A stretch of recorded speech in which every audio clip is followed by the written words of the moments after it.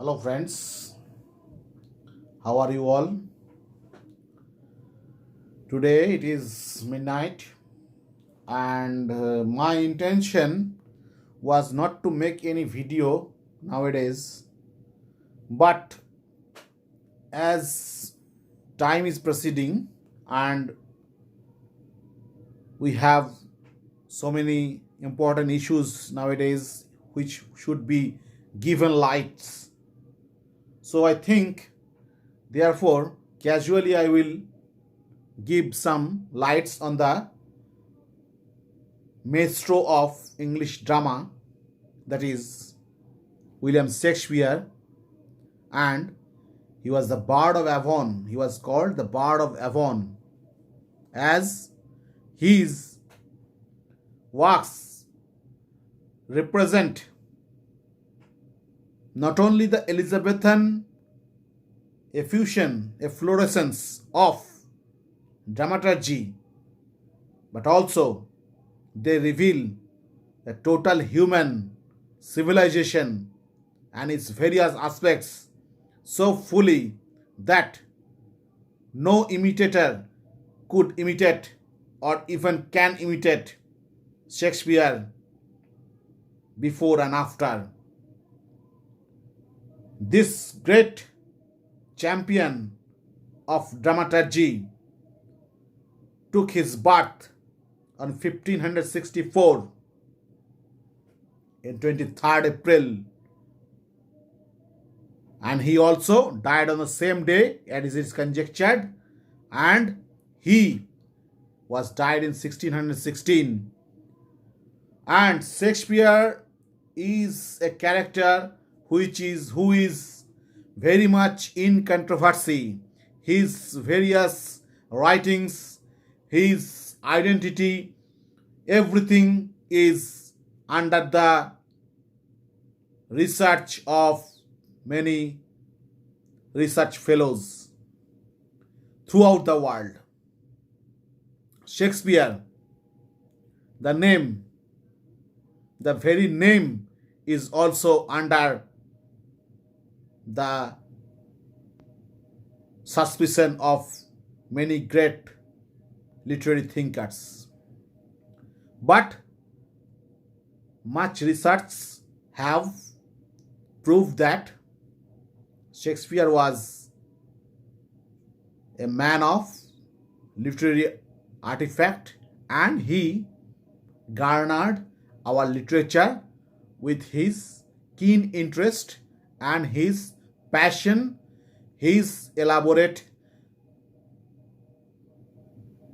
dramatic qualities which will foreshadow the literature in the near future also.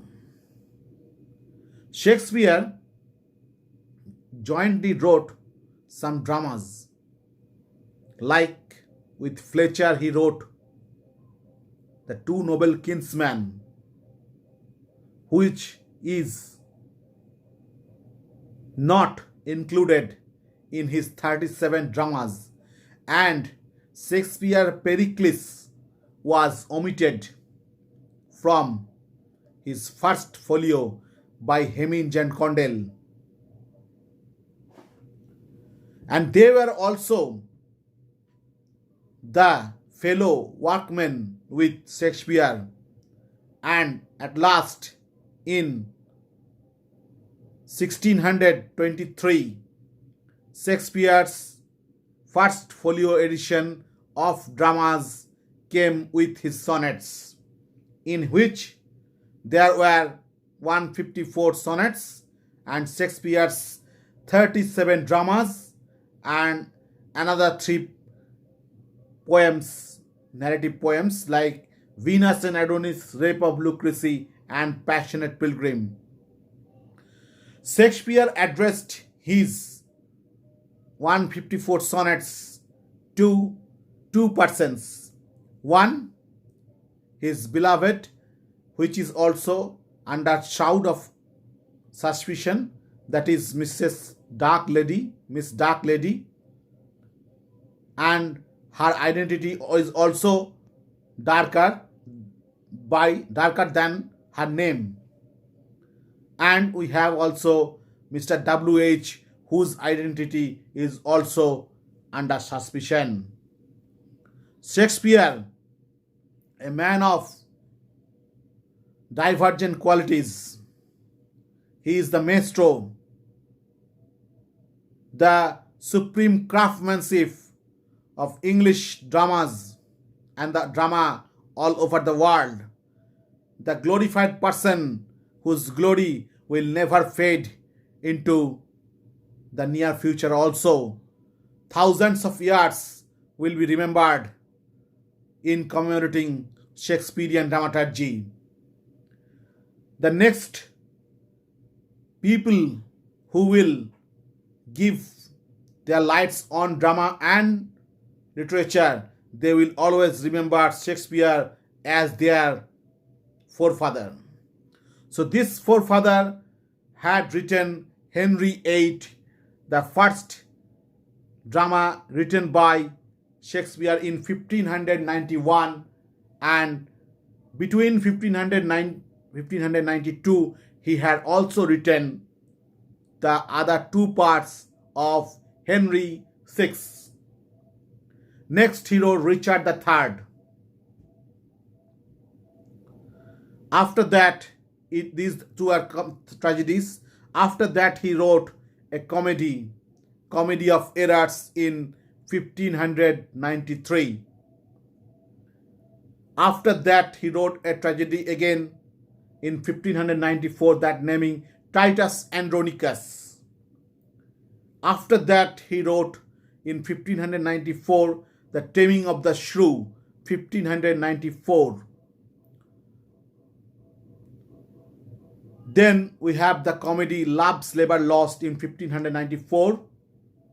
Then we have found that Romeo and Juliet, which is also a tragedy.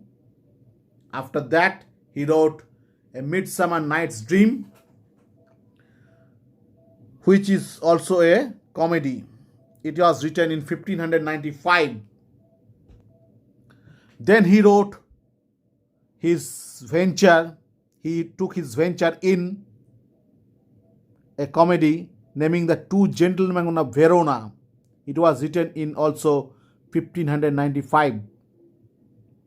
Then we find King John, Richard II. Both are written consecutively in 1595 and 1596. After that we find Merchant of Venice, very famous play of Shylock and Portia. The much quoted, oft-quoted quotations we find from this drama, Merchant of Venice. We know the Merchant of Venice, that is Shylock.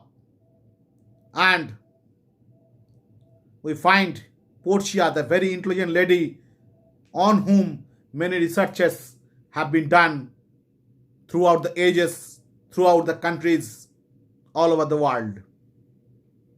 Now we find Henry IV. And Henry IV have two parts. We all know Henry IV, the famous story of Prince Hall, Henry IV, Falstaff, the very comedy character. It was written in 1597. It has two parts, part 1 and part 2. After that, Shakespeare wrote Much Ado About Nothing in 1598. Now we find Henry V in Henry V in 1599. After that, the famous tragedy, Shakespeare wrote the historical tragedy by Shakespeare. We all know the name Julius Caesar in 1599. Next we find a comedy, that is Merry Wives of Windsor. It was written in 1600. It was written in 1600.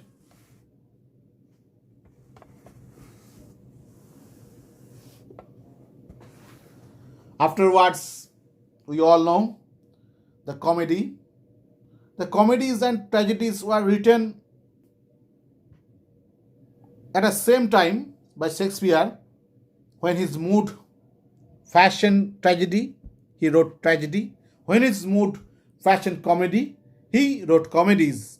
He is both skilled at both types of dramas.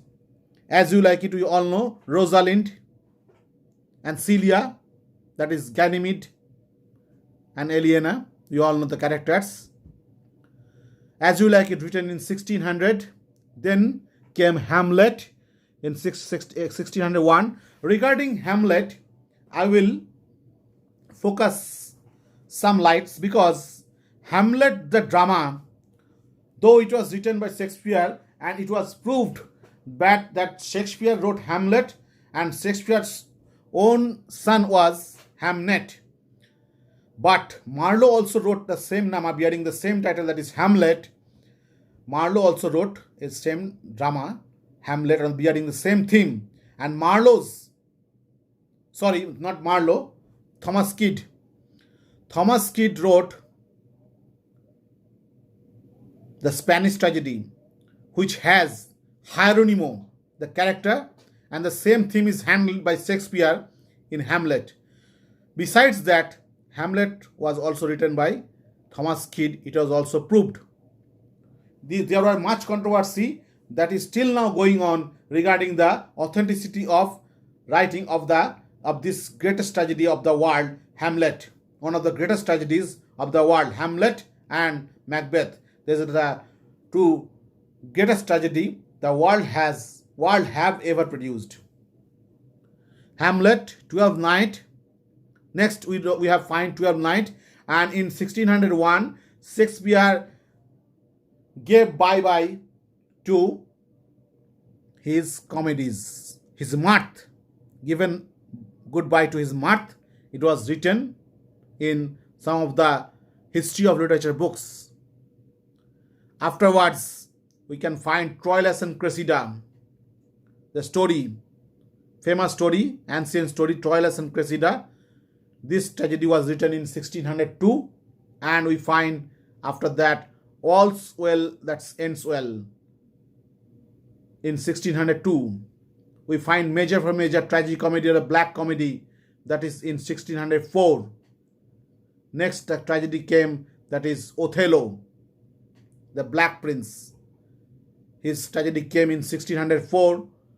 Afterwards, the world-shocking drama of Shakespeare, the drama which perched up the all nations on the both sides of the Atlantic, the very famous drama any literary student or any student of social science will look in wonderstruck.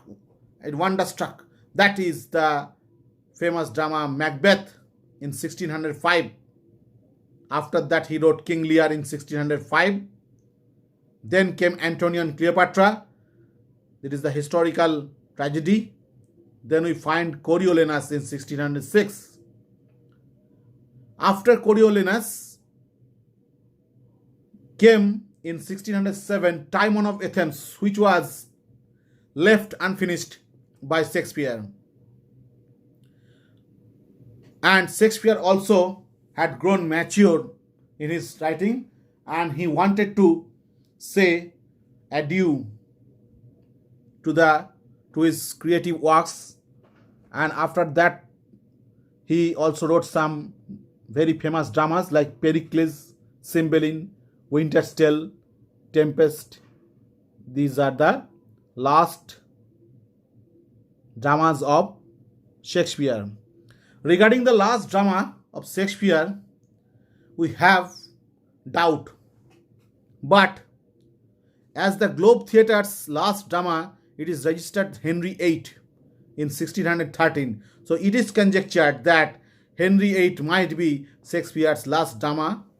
And you all know this great masterpiece of literary efflorescence and literary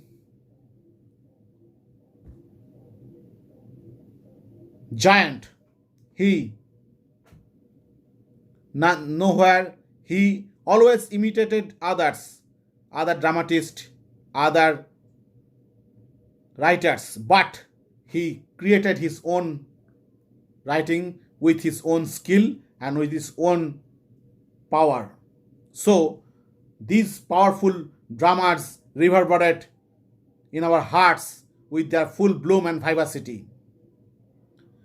Robert Greene, regarding the criticism of Shakespeare, I will add one thing.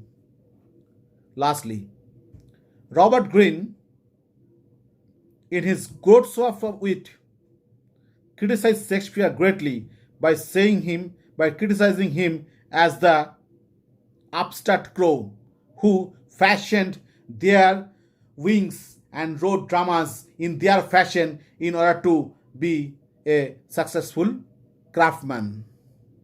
But leaving those criticism aside, I will add one thing, that Shakespeare is Shakespeare.